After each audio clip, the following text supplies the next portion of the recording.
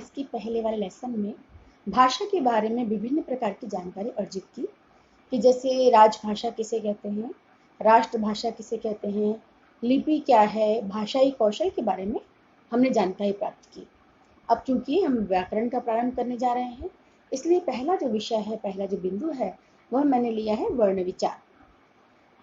हमारे चारों तरफ विभिन्न प्रकार की ध्वनियां बिखरी पड़ी हैं, लेकिन सभी ध्वनियों के कोई अर्थ हो यह आवश्यक नहीं है। लेकिन हम जो आपस में वार्तालाप करते हैं, साहित्य लिखते हैं, जिस भाषा का प्रयोग करते हैं वो अर्थवान है।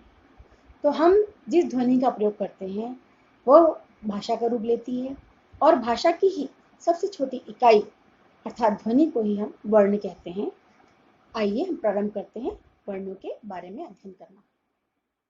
साथियों, जैसा कि आप देख रहे हैं, बोलते समय हमारे मुख से जो ध्वनियां निकलती हैं, इन्हीं ध्वनियों का लिखित रूप वर्ण कहलाता है। यह भाषा की सबसे छोटी इकाई है। जैसे हम एक शब्द ले लेते हैं पीला, इसके टुकड़े होंगे, इसके टुकड़े करके देखते हैं हम। इसके टुकड़े हैं प, ई, ल और आ। प, बड़ी ई, ल और आ। हम चाहें भी तो इसके आगे और टुकड़े नहीं कर सकते।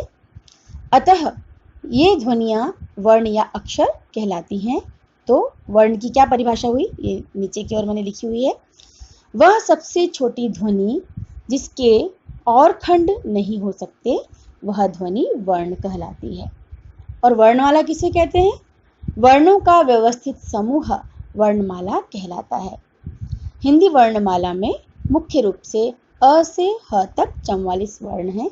तो साथियों, आओ अब देखते हैं कि कौन कौन से वर्ण हमारी वर्णमाला में विद्यमान हैं। जैसा कि आप इस चार्ट में देख रहे हैं कि वर्णों के प्रकार का मैंने चार्ट बनाया है। वर्णों के दो प्रकार हैं, स्वर तथा व्यंजन। स्वर वर्ण के 3 प्रकार यहाँ दिखाए गए हैं, ह्रस्व, दीर्घ, प्लुत। व्यंजन के भी 3 प्रकार यहाँ दिखाई दे रहे हैं हमको, स्पर्श व्यंजन, अंतस्थ व्यंजन और ऊष्म व्यंजन। साथियों, स्वर वर्ण वे हैं जो स्वतंत्र रूप से उच्चारित किए जाते हैं। इनका उच्चारण करने में जब हवा मुंह से बाहर निकाली जाती है तो किसी प्रकार का व्यवधान नहीं आता। लेकिन जब हम व्यंजनों का उच्चारण करते हैं तो व्यंजनों को स्वरों की आवश्यकता होती है। स्वरों की मदद के बिना व्यंजनों का उच्चारण करना कठिन है, नहीं हो सकता है। और व्यंजनों का जब उच्चारण करते हैं तो हवा जब कंठ से बाहर निकलती है तो मुंह में किसी न किसी मुख के अवयव को स्पर्श करती हुई, रगड़ खाती हुई, विभिन्न स्तरों को छूती हुई निकलती है। ह्रस्व स्वरों की हम बात करते हैं तो पहला है ह्रस्व। ह्रस्व का अर्थ होता है लघु, छोटा। इन वर्णों का उच्चारण करने में बहुत कम समय लगता है। इसको हम कह सकते हैं कि इन वर्णों का उच्चारण करने में एक मात्रा काल का प्रयोग होता है। ह्रस्व स्वर 4 हैं, अ, ई, उ, री।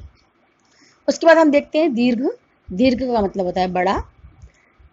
दीर्घ स्वरों का उच्चारण करते समय ह्रस्व स्वर की अपेक्षा दुगुना समय लगता है, अर्थात इसका समय हुआ 2 मात्रा काल। और ये वर्ण है आ, ई, उ, ए, ऐ, ओ, औ। उसके बाद आप देख रहे हैं यहाँ लिखा है प्लुत। प्लुत वर्ण कौन से हैं? जिनका भी उच्चारण करने में तिगुना समय लगता है। जिन भी स्वर वर्णों का उच्चारण करते समय 3 गुना समय लगता है तो वे ह्रस्व वर्ण प्लुत की संज्ञा में आ जाते हैं। और साधारणतः प्लुत उच्चारण मंत्रों का उच्चारण करते समय प्रयोग होता है, या हम जब किसी को आवाज लगाते हैं तब इसका मतलब होता है कि उस वर्ण का उच्चारण हमें 3 गुना तक करना है। 3 मात्रा काल या उससे अधिक मात्रा काल इसका उच्चारण का समय होता है। यह जो यहाँ पर स्वरों का विभाजन दिया गया है, ये इनके उच्चारण काल में लगने वाले समय के आधार पर है। अब हम देखते हैं व्यंजन।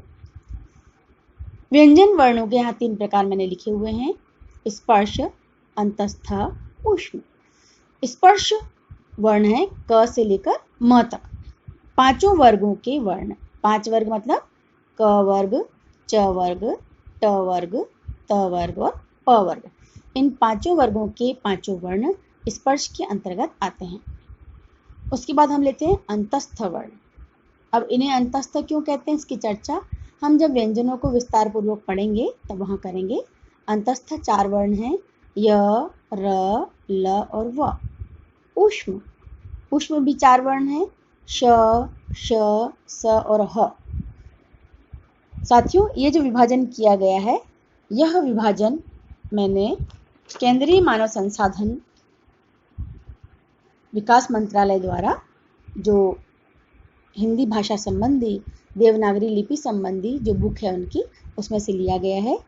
केंद्रीय हिंदी निदेशालय और राष्ट्रीय शैक्षिक अनुसंधान परिषद द्वारा मानक हिंदी वर्णमाला का जो निर्धारण किया गया था, उसी को मैंने यहाँ पर आपके सामने प्रस्तुत किया है।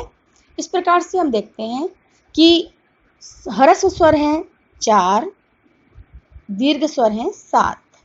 इसका मतलब कुल मिलाकर के स्वर हो गए 11 मूल स्वर हैं साथियों ये। और उसके बाद हम देखते हैं स्पर्श व्यंजन, गिनेंगे हम तो 25 होते हैं, प्लस 4 अंतस्थ, प्लस 4 ऊष्म वर्ण हो गए, और इनकी संख्या कितनी हो गई? 25 4 29 और 4 33 की संख्या हो गई। इस प्रकार अगर हम कुल वर्ण देखें, मूल वर्ण, तो ये हो जाते हैं आपके 44। इस प्रकार हिंदी वर्णमाला में मूल वर्ण 44 हैं। इसके अतिरिक्त हम देखेंगे तो अयोगवाह वर्ण हैं, कुछ आगत ध्वनियाँ भी हैं, संयुक्त व्यंजन भी आते हैं, द्वित्व व्यंजन भी आते हैं। तो उन सब की चर्चा जब हम विस्तार पूर्वक स्वरों और व्यंजनों को पढ़ेंगे तब हम करेंगे। इसके बाद हम अगला जो पाठ पढ़ेंगे वह है स्वर। धन्यवाद।